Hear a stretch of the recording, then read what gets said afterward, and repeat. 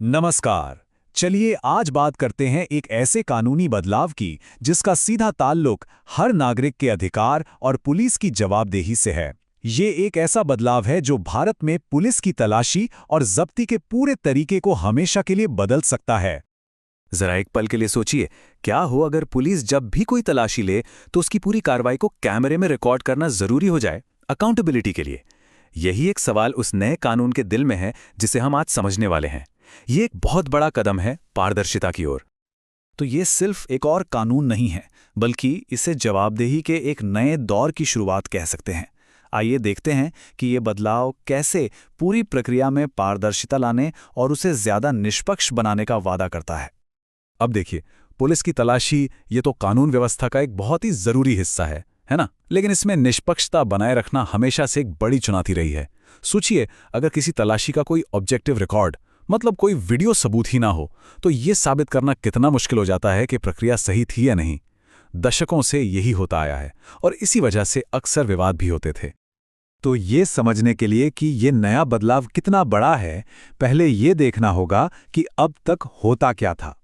यानी 2023 से पहले कानून क्या कहता था। सालों से, मतलब दशकों से, भारत में पुलिस की पूरी कार्यवाही एक ही कानून के हिसाब से चलती थी।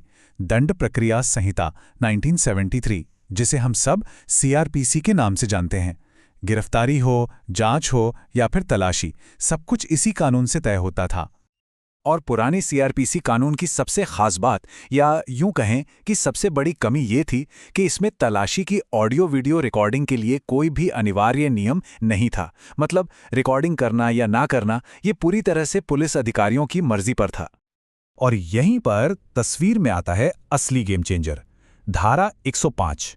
ये वो नया प्रावधान है जो इस पुरानी कमी को पूरी तरह से खत्म कर देता है। भारतीय नागरिक सुरक्षा संहिता 2023 यानी बीएनएसएस, ये वो नया कानून है जो पुराने सीआरपीसी की जगह ले रहा है और इसे खास तौर पर आज के जमाने की जरूरतों को ध्यान में रखकर बनाया गया है, जिसमें कई आधुनिक प्रावधान शामिल हैं। तो आप देखिए फर्क।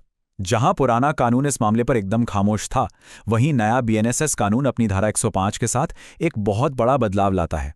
ये ऑडियो वीडियो रिकॉर्डिंग को एक विकल्प नहीं बल्कि एक अनिवार्य नियम बना देता है।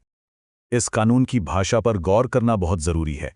धारा 105 में साफ साफ लिखा है कि तलाशी की प्रक्रिया को किसी भी ऑडियो वीडियो इलेक्ट्रॉनिक माध्यम से रिकॉर्ड किया जाएगा।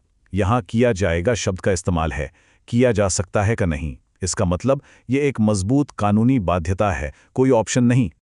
अच्छा, तो ये तो हो गई कानून की बात, पर असल में जमीन पर यह काम कैसे करेगा? चलिए इस पूरी प्रक्रिया को समझते हैं। देखिए, सबसे जरूरी बात, और इस पे ध्यान देना होगा, कि कानून सिर्फ तलाशी के एक हिस्से की बात नहीं कर रहा। यह कहता है कि शुरू से लेकर अंत तक पूरी की पूरी प्रक्रिया को रिकॉर्ड किया जाना चाहिए। इसमें कोई भी छूट नहीं है। तो प्रक्रिया कुछ इस तरह से चलेगी। सबसे पहले पुलिस किसी जगह की तलाशी शुरू करेगी। ठीक उसी समय पूरी कार्रवाई की ऑडियो वीडियो रिकॉर्डिंग भी शुरू हो जाएगी। इसके बाद जो भी सामान जब्त किया जाएगा उसकी एक लिस्ट बनेगी और गवाहों के साइन भी कैमरे के सामने ही लिए जाएंगे। और आखिर में उस पूरी रिकॉर्डिंग को एक मजिस्ट्रेट के पास भेजा जाएगा। और सुनिए, इसमें एक बहुत ही दिलचस्प और आज के ज़माने की बात कही गई है। कानून कहता है कि ये रिकॉर्डिंग अधिमानतः मोबाइल फ़ोन से की जानी चाहिए। ये दिखाता है कि कानून आज की टेक्नोलॉजी को अपना रहा है और इस नियम को लागू करना आसान बनाना चाहता है। इस प्रक्रिया का आखिरी और शायद सबसे ज़रूरी कदम यह है कि पुलिस अधिकारी को वो रिकॉर्डिंग बिना किसी देरी के मजिस्ट्रेट को भेजनी होगी। ये क्यों ज़रूरी है? ताकि सबूतों से कोई छेड़छाड़ ना हो सके और एक न्यायिक अधिकारी की निगरानी तुरंत शुरू हो जाए। तो ये सारे नियम कानून तो ठीक है, पर सवाल ये उठता है कि इन सब का असल मतलब क्या है? जमीनी स्तर पर इससे फर्क क्या पड़ेगा? ये बदलाव इतना जरूरी क्यों है? ये समझना बहुत जरूरी है कि ये कोई छोटा मोटा सुधार नहीं है। ये एक पूरी तरह से नया प्रावधान है जो पहले था ही नहीं।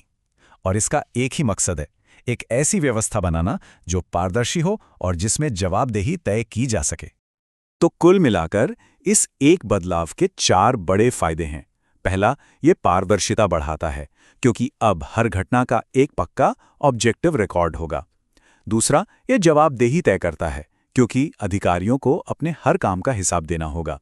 तीसरा, ये सबूतों को मजबूत करता है, जो अदालत में किसी भी शक शुबह को दूर कर सकता है। और चौथा, ये न सिर्फ नागरिकों बल्कि पुलिस अधिकारियों के अधिकारों की भी रक्षा करता है। तो ये सारी बातें हमें एक बहुत बड़े सवाल पर लाकर खड़ा कर देती हैं। क्या ये टेक्नोलॉजी और ये नया कानून नागरिकों और पुलिस के बीच के रिश्ते को बुनियादी तौर पर बदल देगा? ये एक ऐसा सवाल है जिसका जवाब तो हमें आने वाला वक्त ही देगा।